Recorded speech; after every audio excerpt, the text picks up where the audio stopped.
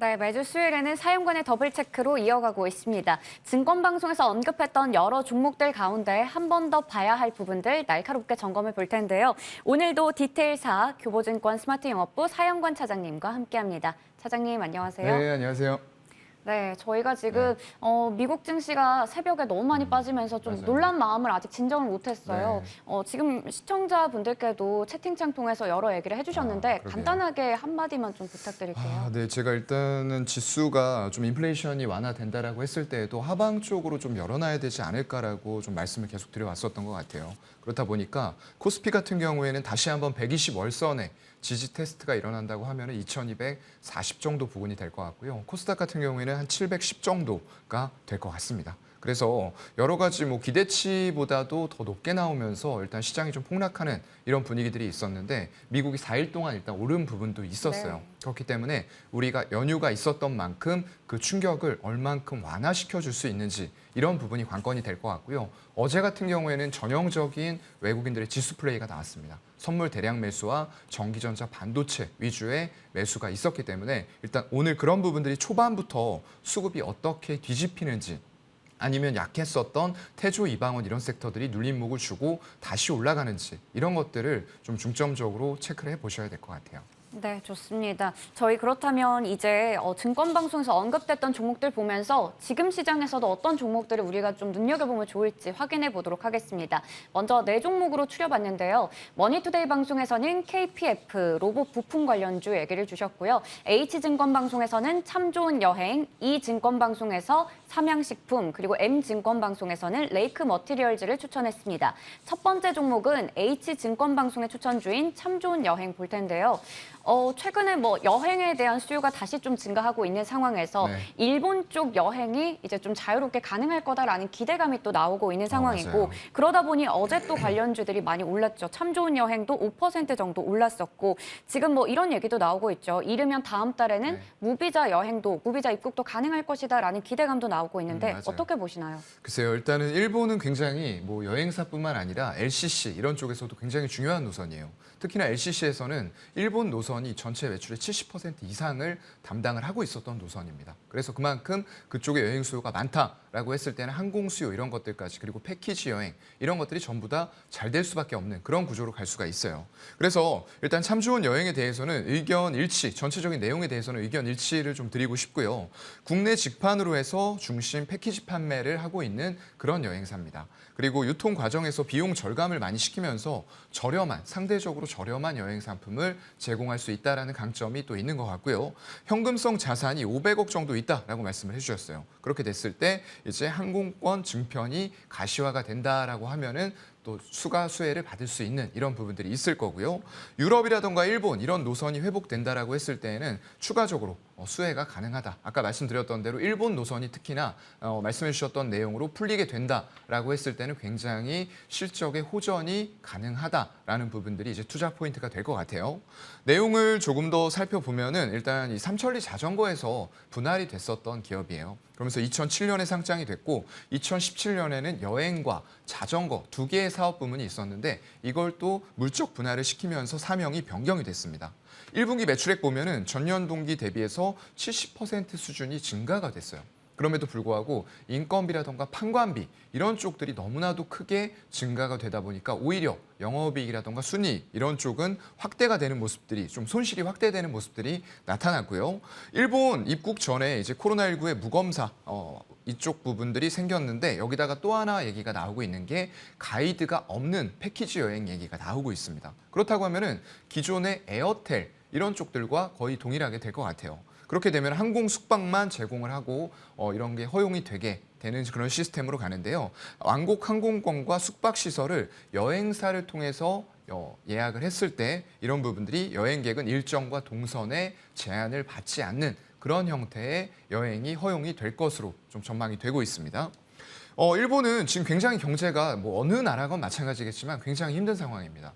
이런 것들을 조금 타파하기 위해서 관광객 무비자를 좀 재개하는 부분도 검토를 같이 하고 있는 것 같아요. 이런 부분들이 금주 중에 종합적으로 이제 대책이 발표될 것으로 기대감들이 커지고 있고요. 완화 방침을 밝힌 한 8월 29일에서 9월 4일까지 한 주간 일평균 일본 여행 예약 건수를 보니까 하나투어와 모두투어 같은 경우에는 400% 이상 급증을 했다. 전주 대비해서요. 그리고 지금 기관 매수가 지속적으로 유입되는 종목들이 이런 조금 대형 종목들 위주로 유입이 되고 있는 그런 상황들이고요. 참 좋은 여행 같은 경우에는 한 157% 정도가 증가된 수치를 보여줬습니다. 그래서 전체적으로 해외여행 예약 중에서 일본 비중은 늘어나는 추세가 맞는 것 같아요. 이런 것들이 향후에 여행 전체 산업에도 긍정적인 영향을 미칠 수 있다라는 것들은 좀 팩트가 될 것 같습니다. 네, 참 좋은 여행에 대해서는 의견 일치를 제시해 주셨는데요. 하지만 일단 오늘은 아무래도 국내 증시의 상황도 네. 좋지 않을 것으로 보이기 때문에 이 종목들에 대해서 우리가 쉽사리 손이 가지 않을 것 같습니다. 맞아요. 그래서 오늘은 좀 제시를 해주실 때 네.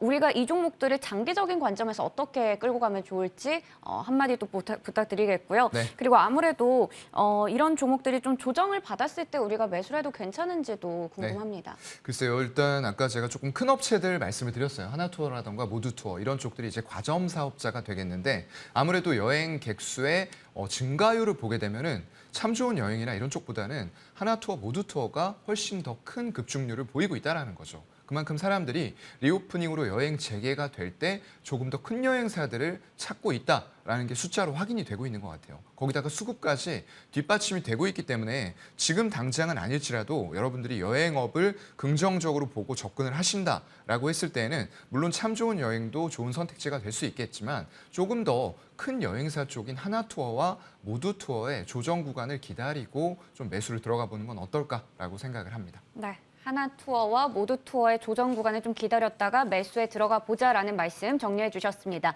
두 번째로는 저희가 M증권방송 추천주였던 레이크 머티리얼즈 볼 텐데요. 이 종목은 기관 쪽에서 일주일 내내 지금 매수를 하면서 어제 신고가를 찍기도 했던 종목이에요. 맞아요. 굉장히 추세가 좋은 종목이고요. 뭐 한화솔루션 그리고 현대에너지솔루션과 명맥을 같이 하고 있는 그런 상황입니다. 물론 어떤 태양광 소재 비중이 아직은 작아요. 아직은 반도체 소재가 전체적으로 57% 매출 비중을 차지하고 있고요. 그 다음이 이제 태양광 소재예요.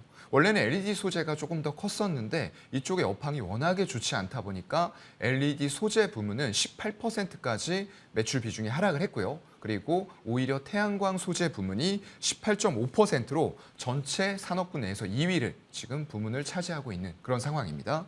거기다가 석유화학 촉매 쪽도 6.7% 선까지 올라와 있는 이런 상황들이고요. 그래서 전체적으로 보게 되면 상반기에 반도체 사업부 매출액이 전년 동기 대비해서 110%큰 폭으로 증가하는 모습들이 나타났어요. 거기다 설계, 합성, 정제 이런 첨단 공정이 도입이 되면서 점점 더 매출액은 커지고 있는 이런 상황으로 가고 있고요. LED 에피용 전구체 사업 이것도 말씀을 해주셨는데 말씀드렸던 것처럼 지금 당장은 딱히 좋은 업황이라고 볼 수가 없는 것 같아요. 그렇기 때문에 여기에서는 반도체 소재가 주축으로 캐시카우 역할을 해줘야 될 것 같고요. 그 뒤로 태양광 소재가 조금 더 매출 비중이 높아지는 이런 그림이 나오면서 밸류 자체가 상향되어 가고 있는 그런 단계의 주가가 있다라고 보여집니다.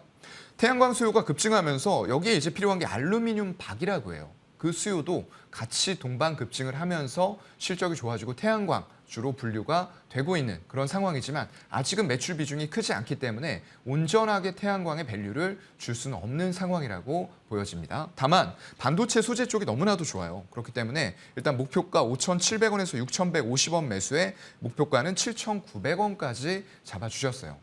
내용을 제가 조금 더 보게 되면요. 일단 국내 유일의 TMA라고 하는데 알루미늄 유기금속 화합물 기반으로 제조할 수 있는 기술을 가지고 있어요. 국내 유일입니다. 전체 세계로 봤을 때에도 3개 기업들만 이런 방식을 생산할 수 있는 방식이고요. 이런 것들로 이제 프리커서라고 하는데 전구체라고 합니다. 어떤 물질을 만들기 전 단계의 물질이라고 생각을 하시면 될 것 같고요. 이 금속막 등 제조를 위해서 이제 CVD라던가 ALD 증착을 할 때 그 공정에서 필요한 물질이에요. 그런데 이런 것들이 이제 ALD 증착 같은 경우에는 굉장히 난이도가 높은 기술로 분류가 되고 있기 때문에 기술 장벽도 어느 정도 가지고 있다. 3개에서 4개만 가능한 이런 기술을 보유하고 있다고 보시면 될 것 같습니다.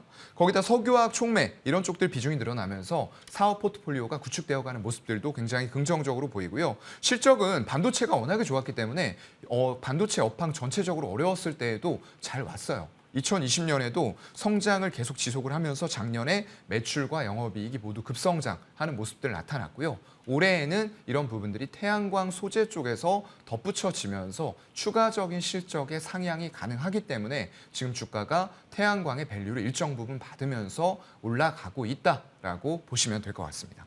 네. 두 번째 종목 레이크 머티리얼즈 역시나 의견 일치 관점에서 얘기를 주셨습니다. 아무래도 현재 또 신고점을 계속해서 경신하고 있는 부분, 최고가 부담은 있겠지만 수급적인 부분을 좀 확인하면서 접근해보자라는 말씀으로 해주셨습니다. 마지막 종목은 머니투데이에서 제시했던 종목이죠. KPF인데요.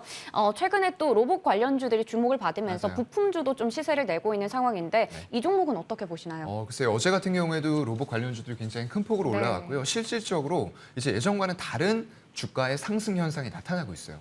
기관이나 외국인들의 매수세가 유입이 되고 있다는 거죠. 그만큼 서비스 로봇이나 이런 쪽들이 우리 실생활로 바짝 다가와서 곧 이제 이런 것들이 우리 실생활에 더 넓게 퍼질 수 있다라는 인식들을 투자자들은 좀 하고 있는 것 같습니다. 일단 KPF 예전에는 사실상 석탄 테마 이런 것들에 엮여서 올라갔었던 그런 때도 있었어요. 하지만 이제 더 이상 그런 때는 아니다라고 보여지고요. 물론 그것도 일정 부분 실적에 기여를 하고는 있는 건 팩트입니다.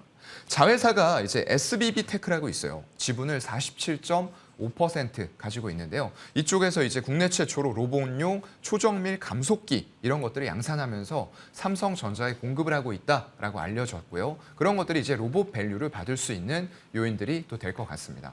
거기다가 초박형 베어링 이런 쪽들을 국산화하면서 삼성전자라던가 SK하이닉스 쪽에 또 공급 이력을 가지고 있는 그런 상황이고요. 턴어라운드 성공하면서 실적이 대폭 증가한다라고 하면서 목표가 12,000원에 손절가 8,000원을 잡아주셨어요. 내용을 조금 더 보게 되면은 일단 한국 볼트로 설립이 되면서 자동차 부품 사업을 확장하면서 이 사명 변경을 하게 된 그런 기업이고요. 종속회사 5개를 보유하면서 화스너 그리고 자동차용 단조 부품과 선박용 케이블 이런 3개의 사업 부문을 주로 영위를 하고 있는 그런 기업입니다.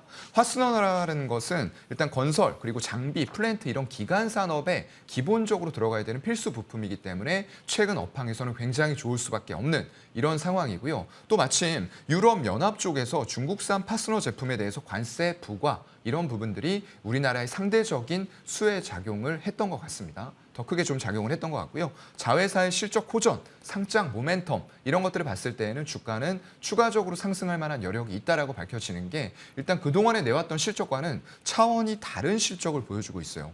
20년과 21년도에 영업이익이 대폭 감소하면서 20억 수준으로 나왔었거든요. 근데 올해 지금 상반기만 보더라도 매출액과 영업이익이 17년에서 19년 연간으로 냈었던 실적을 이미 상반기에 뛰어넘었어요. 영업이익도 마찬가지입니다. 그래서 엄청난 실적이 나올 것으로 예상이 되는데 비해서 지금 아직도 저평가 영역에 들어와 있다고 보여요. PER이 6배 정도 수준이기 때문에 역사적인 저점 부근에서 머물고 있는데 실적은 최대치로 나오고 내년, 내후년까지 좋아질 만한 부분들을 생각해 본다라고 했을 때에는 굉장히 주가의 탄력이 더 생길 수 있는 자리다라고 좀 생각이 됩니다. 네, 오늘 이렇게 해서 세 종목 모두 다 의견 일치 제시해 주셨지만 좀 더 장기적인 관점에서 접근법을 얘기를 주셨습니다. 지금까지 교보증권 스마트 영업부 사영관 차장님과 함께했습니다.